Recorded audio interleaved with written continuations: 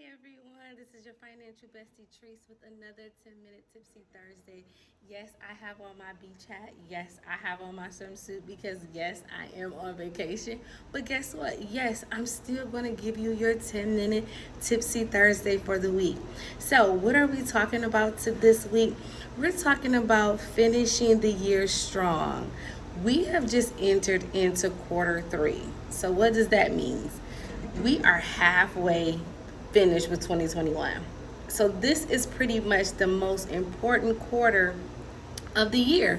Why? Because this is when people really start getting serious about completing their financial goals. You know, those New Year's resolutions that we set at the beginning of the year that we kind of quite ain't finished yet, or we ain't even started working on yet. This is the time to try to make sure that we finish the year strong. I know we're all human. We all fall off. It's okay. That's fine. So I'm going to give you the 5 steps. Yes, five of them. 5 things that you want to put on your to-do list, or you want to create a to-do list to make sure that you accomplish those goals that are kind of straggling out there, that you might be struggling with, or you need the extra push to make sure they happen by the end of the year. So go grab a pen and paper, because I want you to write down these 5 things that you need to do in order to make sure you complete those goals by the end of 2021, and so that you can continue to dominate your finances for this year. So number 1, break down your goals. I'm gonna say that again.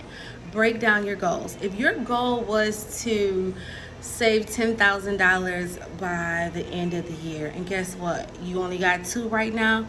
You got $8 more thousand that you need to save, right? So instead of having that $8,000 goal in your mind, break it down and see how much you need to save per month, how much you need to save bi-weekly, how much you need to save a week, or even break it down to how much you need to save each day in order to reach that $8,000. So if it's $20 a day, I'm just making up some numbers right now, but if it's $20 a day, that's easier to comprehend in your mind to say, hey, I'm gonna save $20 a day. And guess what? Those small goals equal up to your big goal. So break that number down.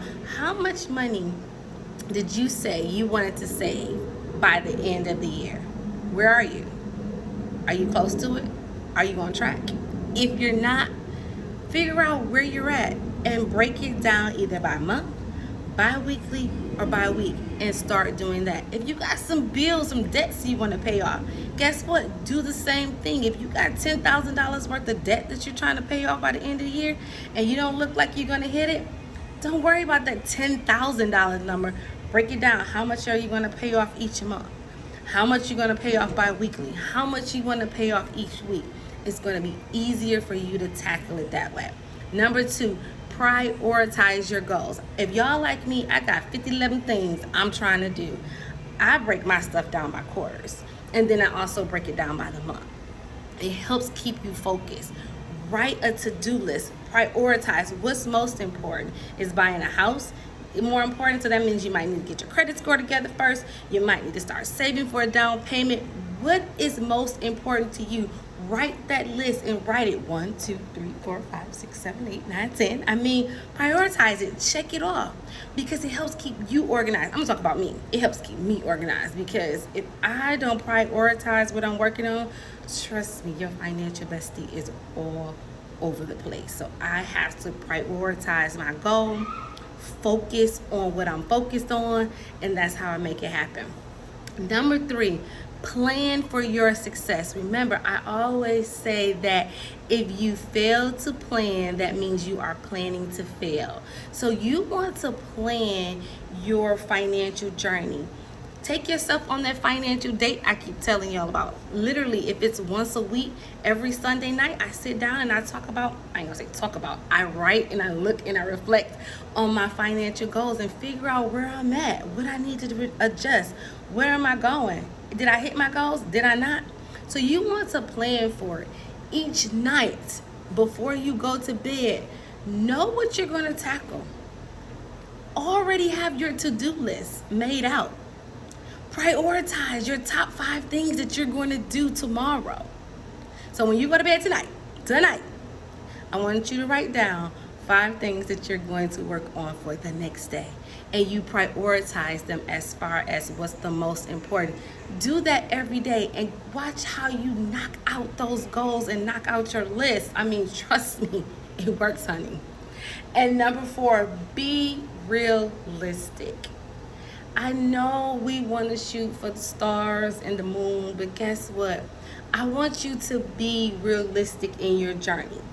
Don't say you're going to save $100 a day if you know your household and your bank account can afford the $25 a day. Remember, it's not about the dollar amount, it's about creating a habit. So be realistic on what you can do, what you have the capacity financially, mentally, emotionally, to be physically, to be able to do, especially time-wise, because you don't want to set goals where you're already setting yourself up to fail. So be realistic. Number 5, have an accountability partner. You want somebody that you can check in with, talk to. Make sure it's somebody that's on the same level, same page as you. When I say same level, we don't need nobody hating on us. We don't need nobody talking about, girl, you doing too much. Yes, I am doing the most. But you want to make sure that they're going to hold you accountable to what you say you're going to do. So when you have an accountability partner, I always believe that we can do more together than we can alone. So what is our game plan? How are we going to knock out our goals for the rest of 2021? Number 1, we're going to break down our goals. Smaller goals to accomplish our big goals. Number 2, you're going to prioritize your goals. Yes, prioritizing is so key. Number 3, plan for success. Take yourself out on a financial date. Yes, at least once a week. And the night before, write out your to-do list for the next day.